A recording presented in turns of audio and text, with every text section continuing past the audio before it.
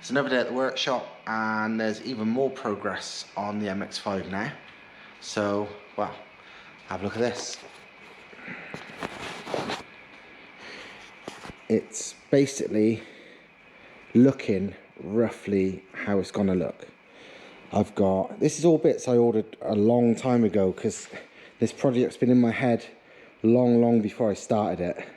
So, front splitter, again, just nothing much, but I know from the Cosy MX5, when these things are very fast, they do need a bit of aero, sort of a high speed stability.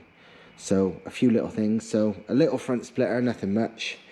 The front bumper I modified. It looked like a letterbox on the Cosy, but whatever, just some more air to the front helps a lot. The bonnet will be vented, probably just here, to let the air straight out of the radiator. Again, that was a big thing when I had the Cosy one, because it felt really unstable at high speed. The front felt floaty as fuck, and then one day, sort of watching, I noticed the bonnet was pushing upwards quite significantly, and so I thought, you know what, that's air pressure under the bonnet lifting the front of the car. So I cut a couple of vents there, and all of a sudden the car was stable even at like whatever 6.5 grand or so in 5th gear was, which, you know, it was Cosy gearing, Cosy diff, Cosy gearbox, and going with the wheel size, that was best part of 170 mile an hour, I think, and it was fine just with that. I keep these side skirts because I don't know what they are, but I quite like them. Definitely keeping the wheels. They're Sparco Racing ones, really old Japanese wheels, but they're really light, so job done. At the back, little ducktail spoiler, and this roof one, which I wasn't originally sure about, but it come with the ducktail, so I thought fuck it. But actually now it's on, I like it.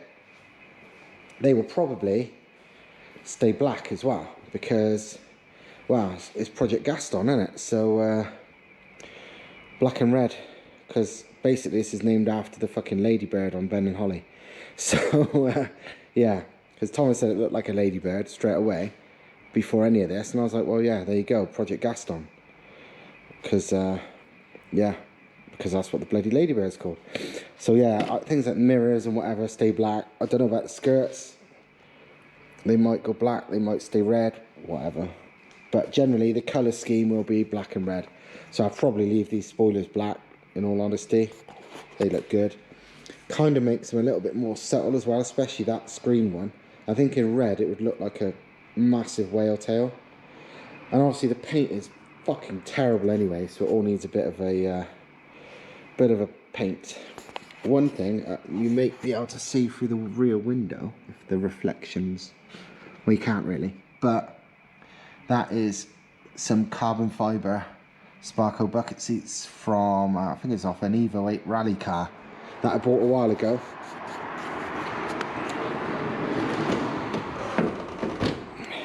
They're only placed in to see roughly how they would fit, and the answer is they will fit fine. I don't know if you can see there, but yeah, that's legit carbon seats. These are £1,000 plus each, brand new if I remember right, like 1,200 plus in fact. So yeah, they fit. Obviously it's going to need a fair bit of mods to mount them, and Thomas said maybe even modify the floor pan to sit it even lower, but it looks to me like I get a cage in as well as these seats, so can't ask for much more. As you would have seen earlier, engine is, you know, it's like it's made to go in here, and it's still got another ½ an inch to go back, so even more room. Another little thing is, these are standard. They've got like a semi-remote oil filter. It's like a mountain that puts the oil filter far back there, but on this that wouldn't really work. It's not suitable, and on my Volvo it hasn't got it at all. It's just the oil filter straight to the block. But I realised just after, well, just by chance, looking at something else on the internet, that the sandwich plate thing for the oil cooler, that's part of that semi-remote setup, can just be unscrewed and it can be a conventional sandwich plate on the original place. So by the looks of it, I'll be able to run that and run a oil cooler and whatever from the normal position, which, yeah, it's perfect. But the main thing was I would have done it anyway and just had to have bought a sandwich plate. But this is a legit Volvo thermostatic, by the looks of it, sandwich plate. So yeah, everything's coming together far easier than I could have ever imagined. So I'm really pleased. I mean, yeah, it almost looks like a car. It's nowhere near done, but it looks, you know, the biggest jobs, the biggest questions are done. Also, I don't know if you've noticed, but the workshop is looking way tidier. Thomas's Nissan Silvia with the OM606 actually looks really bloody clean now, because it always was clean, it was just covered in dust. He's literally gave it a quick wipe over and took a load of crap off it, and yeah, it looks awesome. The Bentley Supersport is here next week, because this is Sunday, but this next week coming, this is going to get dismantled massively, and Thomas is filming all of it. So if you ain't already on his channel, get on it, because this will be interesting. And we did some man style decorating, so no normal ornaments and IKEA stuff, it's just cool shit that we had lying around. So fuel tank. Yeah, and that's true. This was a fuel tank that Thomas was making, and it actually works out very nicely as a shelf for cool shit. So that's a clock made out of a Holset HX35 that I did a long time ago. A badass billet Borg Warner turbo, little tiny supercharger, something off a Tornado jet fighter, and I'm still not sure what it is. Just some fabrication stuff, methanol injection pump, fuel pressure reg, carbon breather tank, a GT30, a couple of gates, the legendary Fast and Furious style giant rev counter, quite smart cast collector, load of cool random gauges, Forge Motorsport dump valve, some HP robs from what are they? M3, BMW M3 ones, and a couple of manifolds. What's it? SR20 and MX5? No, SR20. That's twin squad SR20. Yeah, twin squad SR20 and MX5. 1.8 MX5. MX5, yeah. So there you go. But yeah, generally this place is looking pretty good. We even moved the gearboxes down there, so it looks just bigger, does it? Yeah, the workshop looks bigger. Even when you talk, it sounds. Yeah, it's more echoey because it's not so full of stuff. So yeah, pretty pleased with our work so far. I mean, there's still more to go, but I'm actually happy to go back to the workshop. Yeah. You like being here a lot more when it's nice. So, but it's certainly out for filming. But all the cars are coming together surprisingly well, and yeah, good times. Afternoon. I've just got to the workshop to mess about with the MX5 again, the Eunos, Gaston, whatever you want to call it. And Thomas has been busy taking apart the Bentley, as you can see. 12-cylinder W8, basically W12, sorry. Basically two VR6 engines on a common crank. The widest sump in the world. VW ID on the block. Turbos and manifolds you can't even see. But yeah, very cool. Very not really Bentley, but still. I like the intercoolers. They're literally look like normal 1.9 TDI ones, but the end tank does say Bentley on it. But more interestingly, ever seen a MX5 with a Volvo turbo engine on 20s? Well, you have now, and no way, because that is the shittest thing in the world. But still, more interestingly though, Thomas has took some bits and pieces off. Inlet manifold, as fancy as it looks very, very unequal flowing. Unless there's some magic going on inside which you haven't checked, that is really biased to those cylinders and not the others. Like, even worse on boost, but whatever. But most interestingly, It's shallow as well. This is, you haven't seen it. oh, I've not seen it at all yet. How thin it is. Very much is cast, so the walls are very thick. Look, Oh, this yeah. is what? Yeah. Inside is what, inch maybe? Yeah. It's very shallow as well. Oh, it is, isn't it? It looks more so Yeah. from the bottom. Very shallow, very small. ECUs, look. Normal. Because it runs basically like two separate engines, like a lot of these big V engines and W engines do. So it's basically just a pair of what's basically VR6 ECUs, which is good because, well, tunable. But yeah, VW badge. No surprise there. Very tunable. But what I like the best, I'm still the most impressed by it, is the brakes. Carbon discs, so they look pretty ordinary to most people because, you know, they feel like metal, but they are carbon. But how light they are, this is 420mm. And bearing in mind, like, that's 16 inches, which is bigger than a lot of people's bloody wheels, bigger than the whole wheel on that. But yeah, 420mm discs. Normally you'd struggle to pick them up. These weigh nothing. What did I say they weighed again? 9 point something? Yeah, less than 10 kilos, 9 point something kilos.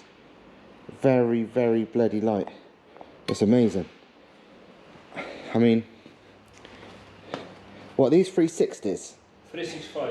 365, mass, you know, 365 is big discs like you'd have on a track car.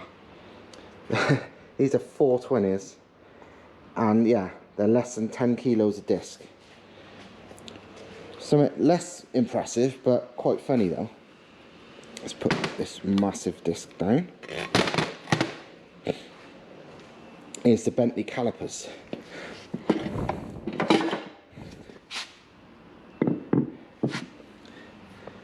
Made by Alcon, so top quality. Absolutely massive, like ridiculously big. Say Bentley on it, but it's a bit of it's mostly for show, because look at the brake pads. They're very tall, but in reality they only take up about half the caliper. A lot of big calipers, well, nearly all big calipers, the whole point of having big calipers is to have the pistons all the way across and a pad all the way across. I mean, again, look at these are just normal D28 pots, and look, caliper, the pad takes up all but 1.5 inches either end. This, either end, adds up to more than the actual pad is. The pad is tiny. So they've obviously, Bentley or Volkswagen or Audi, whoever you want to talk to, must have went to Alcon and said, can you make us, here's the pads we want to use, can you make us the biggest, most impressive, meaty looking caliper in the world? And yeah, it's kind of cosmetic surgery for cars. This is like, basically this is the brake equivalent of fake tits, I suppose. So, but yeah, it's still cool, and I bet you they still stop, but that could be half the size and just as effective, and obviously a lot lighter, because how much was that, 10? Oh, that was 12. Yeah, that was 12, yeah, 12.5 kilos, so the caliper weighs more than the disc. The disc is incredibly impressive, being carbon, but also probably costs a couple of grand. The caliper looks amazing, but to be honest, it's mostly for show. It's so fake, it's unreal. But yeah, still really cool to see all this kind of stuff, because this isn't the kind of thing you see every day, is it? So, and there'll be a lot more to go, because, well, look at it all. Just inside the MX5, doing bits and bobs, trying to sort of not remove the wiring, just remove anything I don't need. So like stereo stuff. I mean, fucking hell, look at this. Butt connectors galore. So there's a right old state of this thing is, but I don't need any stereo wiring, so that's going. But one thing I wasn't sure of was this. It's like, oh, the bloody hell's this box? No markings on it. So, and it had various wires going places. So I was like, I don't know what that is. It's clearly aftermarket. I thought, knowing this car, which seemed to have been once sort of silvery pink wrap, could have been fucking neons or anything. So I followed the wires, and it turns out it was for, well, it's for this. Some dog shit aftermarket central locking, you know, remote central locking setup. So I've got rid of that because I've got absolutely no need for that. So yeah, that's gone. One thing I did find is it did have once quite a half decent stereo. These Earthquake 600 watt speakers. This Earthquake like crossover, which was literally just bodged down in the corner there. I'm surprised if it works at all because of I don't know, rain getting in it. It looks a bit rusty. Bye bye. Thomas is just going home.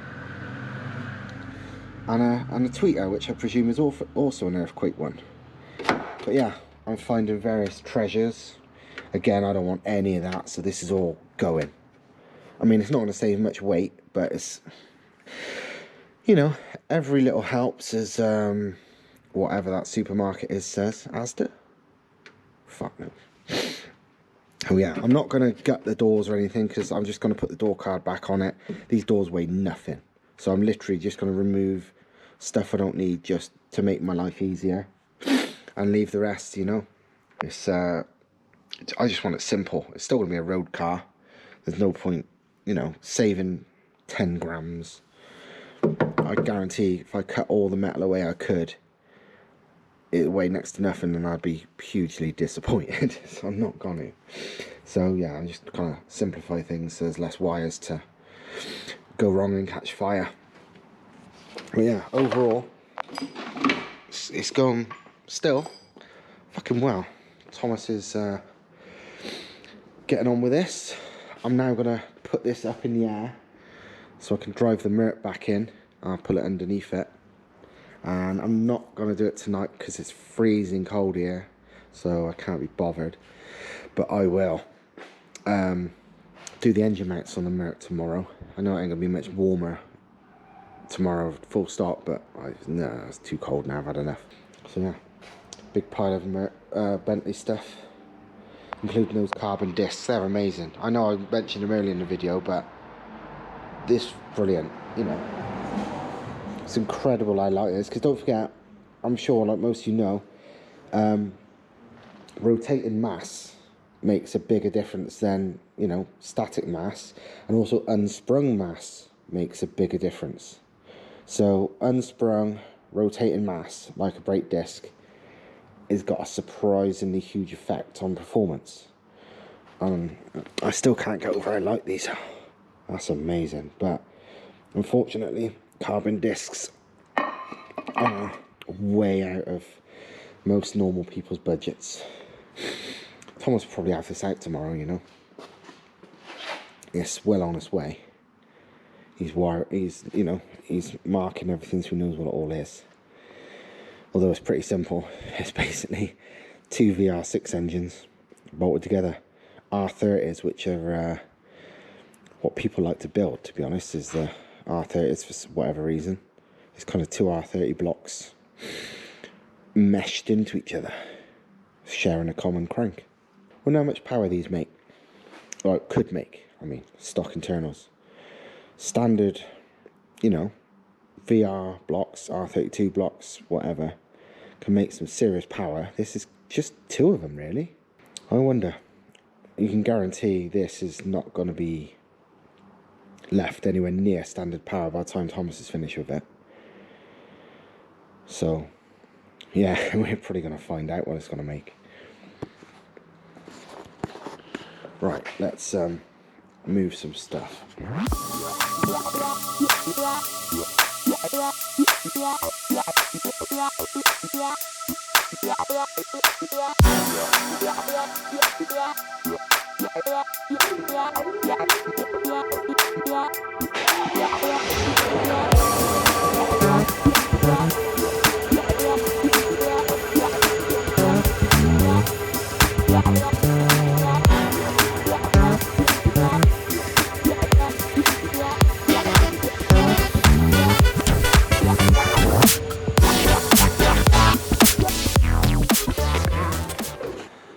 So yeah, Merc, Bentley, OM606 S14, left-hand drive, mental fucking MX5 Volvo crazy thing. This is a haul of all the wires and crap out the MX5 I just no longer need.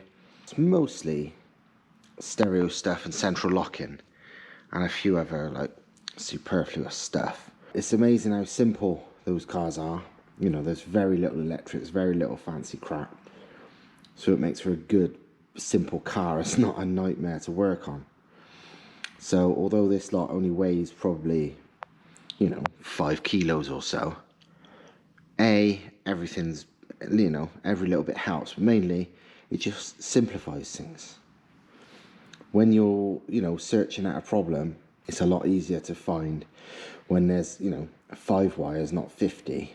Especially when 45 of them are no use to you. So the fact these are gone is a good thing.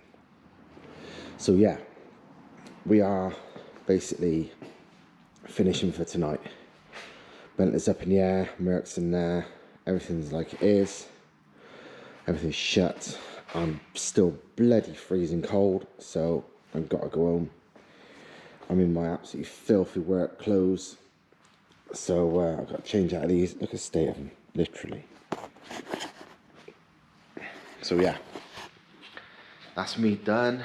And next thing with, let's turn this fucking light off, man. So yeah, that's me done for today.